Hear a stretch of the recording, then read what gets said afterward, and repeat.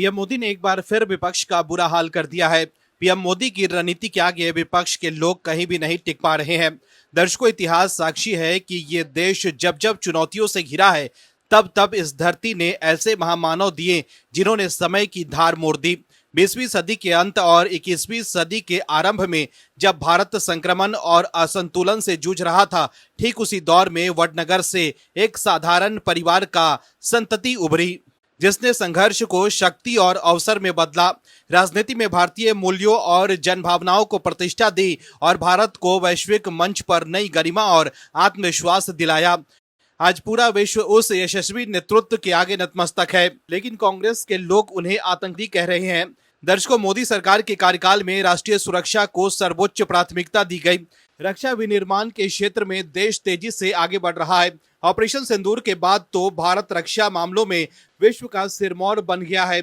आज भारत रूस, अमेरिका और फ्रांस सहित 100 से अधिक देशों को रक्षा उपकरण निर्यात कर रहा है। पीएम मोदी ने भारत की सैन्य शक्ति को सदैव न केवल प्रोत्साहित किया, बल्कि रक्षा निर्यात को बढ़ाने पर बल दिया। लेकिन फिर भी कांग्रेस के लोग पीएम मोदी को लेकर आतंकी जैसे शब्द का इस्तेमाल कर रहे हैं। लेकिन खड़गे के इस बयान ने राजनीति में भूचाल ला दिया। सीएम योगी ने सोशल मीडिया प्लेटफॉर्म एक्स पर लिखा है कि देश के लोकप्रिय और लोकतांत्रिक रूप से निर्वाचित आदरणीय प्रधानमंत्री के लिए कांग्रेस पार्टी के राष्ट्रीय अध्यक्ष की असंसदीय टिप्पणी असभ्य, अति निंदनीय और भारतीय लोकतंत्र की मर्यादाओं का घोर अपमान करने वाली है। ये बयान कांग्रेस की हताशा, निराशा, मानसिक दिवालियापन और गिरती हुई राजनीतिक संस्कृति की पहचान है।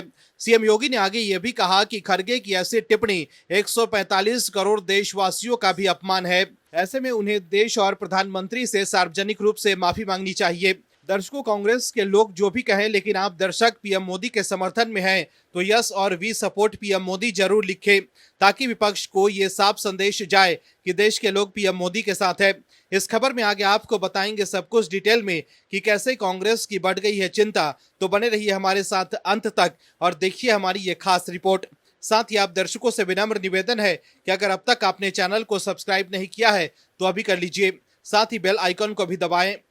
दर्शकों, चुनाव आयोग ने बुधवार को कांग्रेस पार्टी के राष्ट्रीय अध्यक्ष मल्लिकार्जुन खड़गे को प्रधानमंत्री मोदी को आतंकवादी कहने वाले बयान पर चेतावनी जारी की है। चुनाव आयोग ने कांग्रेस अध्यक्ष से प्रधानमंत्री को लेकर की गई विवादित टिप्पणी पर 24 घंटे में जवाब मांगा है। वहीं पश्चिम बंगाल में पहले चरण के लोकसभा चुनाव के मतदान से ठीक पहले सीएम ममता बनर्जी को सुप्रीम कोर्ट से बड़ा झटका लगा है। कोर्ट ने ईडी की जांच में हस्तक्षेप करने को लेकर ममता बनर्जी की कड़ी आलोचना की है। जानकारी के अनुसार जस्टिस पीके मिश्रा और जस्टिस एनवी अंजारिया की बेंच ने दो टूक शब्दों में कहा कि एक मुख्यमंत्री का जांच के बीच में चले जाना लोकतंत्र के लिए गंभीर खतरा है। सुप्रीम कोर्ट ने कहा है कि देश के कानून बनाने वालों ने कभी नहीं सोचा होगा कि एक दिन ऐसा भी आएगा जब कोई मुख्यमंत्री खुद जांच रोकने के लिए दफ्तर में घुस जाएगा। दर्शकों, ये पूरा विवाद इस साल 8 जनवरी का है, जब ईडी की टीम कोलकाता में राजनीतिक सलाहकार फर्म आईपैक के दफ्तर में छापेमारी कर रही थी। आरोप है कि सीएम ममता बनर्जी खुद उस वक्त दफ्तर में घुस गई और वहां से कई महत्वपूर्ण दस्तावेज और इलेक्ट्रॉनिक उपकरण अपने साथ ले गई। वहीं बंगाल में नेता प्रतिपक्ष राहुल गांधी को रैली की परमिशन न मिलने पर अब कांग्रेस पार्टी ने टीएमसी पर तीखा हमला बोला है। कांग्रेस ने कहा है कि बंगाल टीएमसी और ममता बनर्जी की निजी जागीर नहीं है। पार्टी ने कहा कि राहुल गांधी के चुनावी दौरे की अनुमति न देना विश्व गुरु रूप में राजनीति असुरक्षा है, जिसे प्रशासन का मुखौटा पहना दिया गया है। वहीं पश्चिम बंगाल के 24 उत्तर परगना से केंद्रीय गृह मंत्री अमित शाह ने सीएम ममता बनर्जी पर जमकर हमला बोला। रैली के दौरान उन्होंने ममता बनर्जी पर राम मंदिर बनाने का विरोध करने का आरोप लगाया। अमित शाह ने ममता बनर्जी के अलावा विरोधी पक्ष के नेता राहुल गांधी को भी आड़े हाथों लिया। उन्होंने राहुल को कहा कि वो तमिलनाडु और पुडुचेरी में वो 2 अंकों का आंकड़ा भी पार नहीं कर पाएंगे। वहीं केंद्रीय गृह मंत्री अमित शाह पर आपत्तिजनक टिप्पणी करने के मामले में राहुल गांधी के खिलाफ दायर मानहानि केस में बुधवार को सुनवाई हुई। परिवादी बीजेपी नेता विजय मिश्रा की ओर से राहुल गांधी के वॉइस सैंपल का विधि विज्ञान प्रयोगशाला से मिलान कराने के लिए दी गई अर्जी पर उनके वकील संतोष पांडे ने दलील पेश की।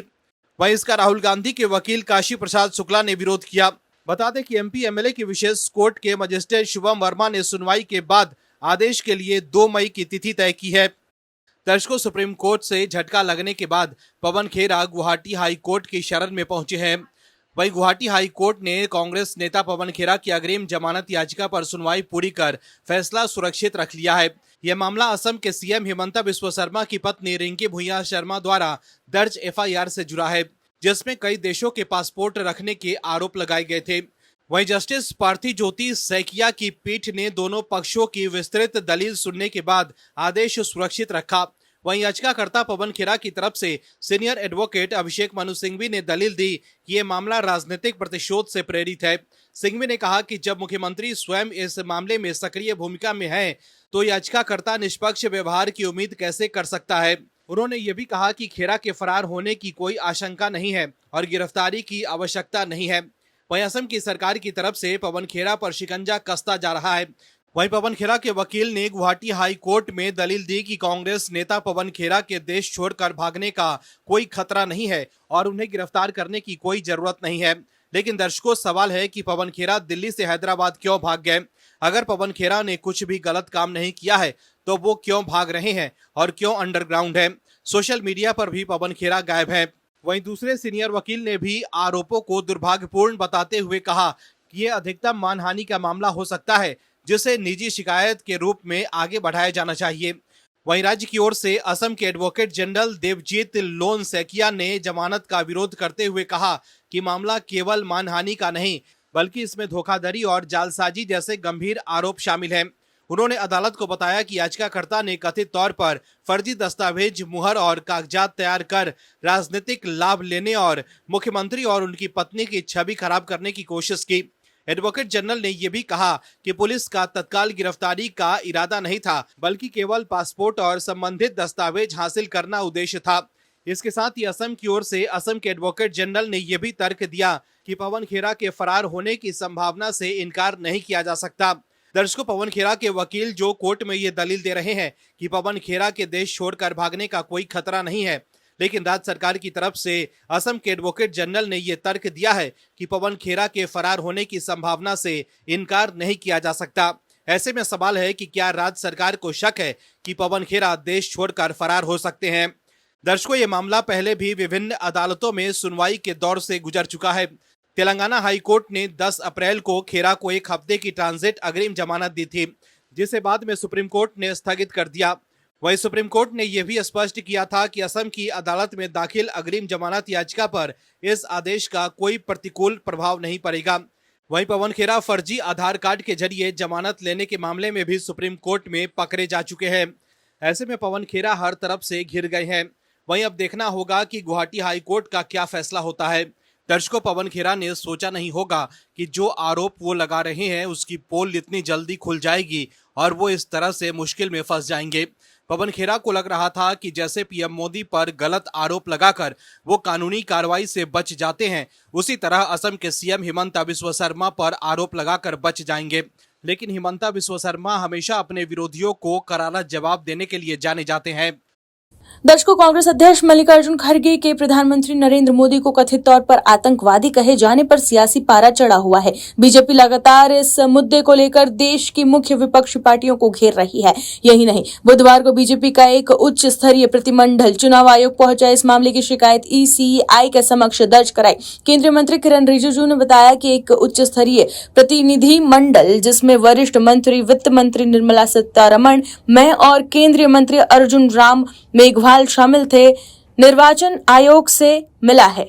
हमने कांग्रेस अध्यक्ष मल्लिकार्जुन खड़गे की ओर से प्रधानमंत्री के खिलाफ इस्तेमाल की गई अपमानजनक भाषा का मुद्दा उठाया। वहीं दूसरी तरफ कांग्रेस नेता पप्पू यादव के बयान से बवाल मच गया है। सांसद पप्पू यादव ने महिलाओं पर आपत्तिजनक बयान देकर देश का सियासी पारा चढ़ा दिया है। कांग्रेस नेता मुमताज पटेल ने इनकी टिप्पणी पर कड़ी प्रतिक्रिया देते हुए इसे बेहद चौंकाने वाला और शर्मनाक करार दिया। उन्होंने कहा कि इस तरह की भाषा सार्वजनिक जीवन में पूरी तरह से अस्वीकार है।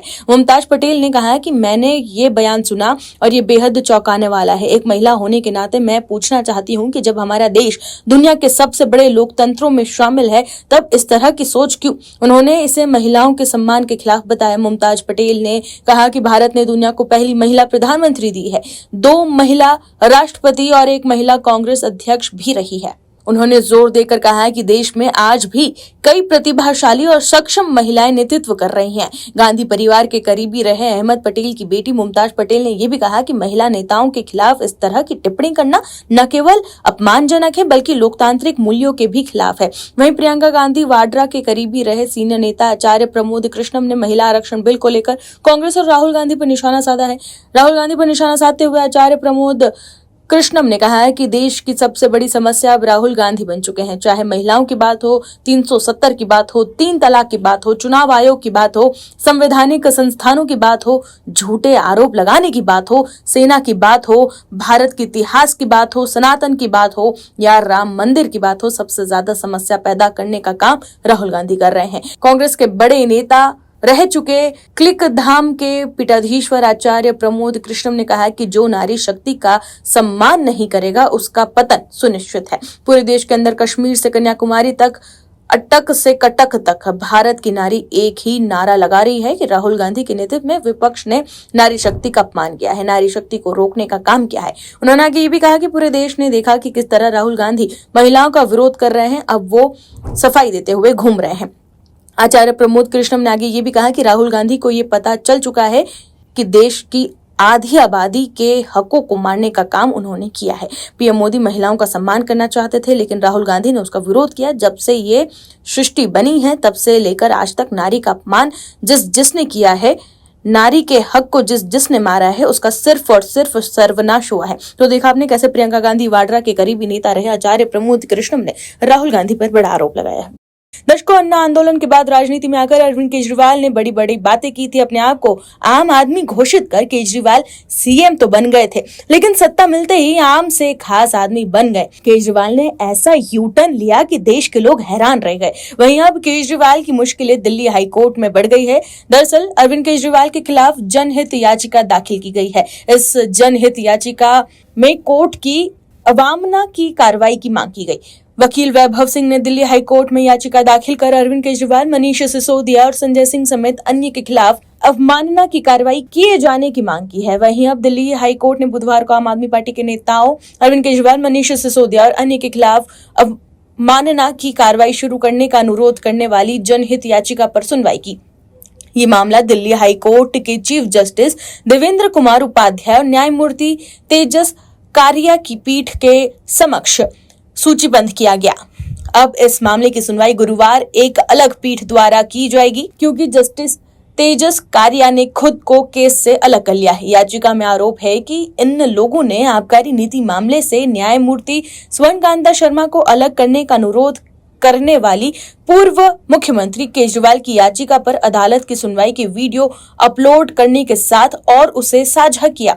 वैभव सिंह ने अपनी जनहित याचिका में कहा कि अदालत की कार्रवाई की अधिकृत रिकॉर्डिंग को सोशल मीडिया पर साझा करना न्यायपालिका की स्वतंत्रता को कमजोर कर सकता है और उच्च न्यायालय के नियमों के तहत भी निषिद्ध है। याचिका में दावा किया गया कि आम आदमी पार्टी के कई नेताओं और कांग्रेस के दिग्गज नेता दिग्विजय सिंह जैसे अन्य विपक्षी दलों के सदस्यों ने जानबूझकर और सोची समझी रणनीति के तहत अरविंद केजरीवाल की 13 अप्रैल को न्यायमूर्ति शर्मा के समक्ष पेशी के वीडियो को रिकॉर्ड किया और इसे सोशल मीडिया मंच पर प्रसारित किया, जिसका उद्देश्य जनता की नजरों में अदालत की छवि को धूमिल करना था। केजरीवाल और उनके पार्टी सदस्यों पर अदालत की कार्रवाई को रिकॉर्ड करने के लिए षड्यंत्र रचने और गंदी रणनीति अपनाने का आरोप लगाते हुए जनहित याचिका में मामले की जांच के लिए एक विशेष जांच समिति यानी कि SIT गठित करने का अनुरोध किया गया है। याचिका में 13 अप्रैल 2026 की अदालती कार्रवाई की रिकॉर्डिंग को अपलोड करने, दोबारा पोस्ट करने या अग्रेषित करने वाले सभी प्रतिवादियों के खिलाफ अवमानना कार्रवाई शुरू करने का आग्रह किया गया। जनहित याचिका में सोशल मीडिया से सामग्री हटाने की मांग भी की गई थी। वहीं दिल्ली हाई कोर्ट के फैसले से आम आदमी पार्टी के सांसद संजय सिंह तिलमिला गए हैं। दिल्ली आबकारी नीति मामले में जस्टिस स्वर्णकांता शर्मा ने खुद को सुनवाई से अलग रखने की मांग वाले अरविंद केजरीवाल, मनीष सिसोदिया और अन्य की याचिका को दिल्ली हाई कोर्ट द्वारा खारिज किए जाने पर आप सांसद संजय सिंह ने कहा है कि मुझे सचमुच हैरानी है कि जस्टिस स्वर्णकांता शर्मा के दोनों बच्चे तुषार मेहता के अधीन काम करते हैं। इन्हें अन्य वकीलों की तुलना में ज्यादा केस दिए गए हैं। CBI के वकील तुषार मेहता हैं। उनके RSS कार्यक्रमों में शामिल होने के पर्याप्त सबूत है और उन्होंने इससे इनकार भी नहीं किया। इसलिए अरविंद केजरीवाल को यह शक है कि वो निष्पक्ष फैसला कैसे दे सकती हैं। अगर उन्हें और उनके परिवार को सरकारी स्तर पर फायदे मिल रहे हैं तो उनसे न्याय की उम्मीद करना संभव नहीं है। आप आरएसएस कार्यक्रमों में शामिल हो रही हैं जो बीजेपी के करीब है। आरएसएस, मोदी, अमित शाह ने अरविंद केजरीवाल के खिलाफ झूठे केस बनाए थे, तो फिर न्याय कैसे होगा? तो देखा आपने कैसे हाईकोर्ट से झटका लगने के बाद संजय सिंह बहुत बुरी तरीके से तिलमिला गए हैं। वहीं अगर केजरीवाल के पक्ष में फैसला आता है तो संजय सिंह लोकतंत्र की जीत इसे बताते हैं, लेकिन देश के लोग सब देख रहे हैं, सब जानते हैं। Bureau report, OMH news. आप दर्शकों से विनम्र निवेदन है कि चैनल को सब्सक्राइब जरूर करें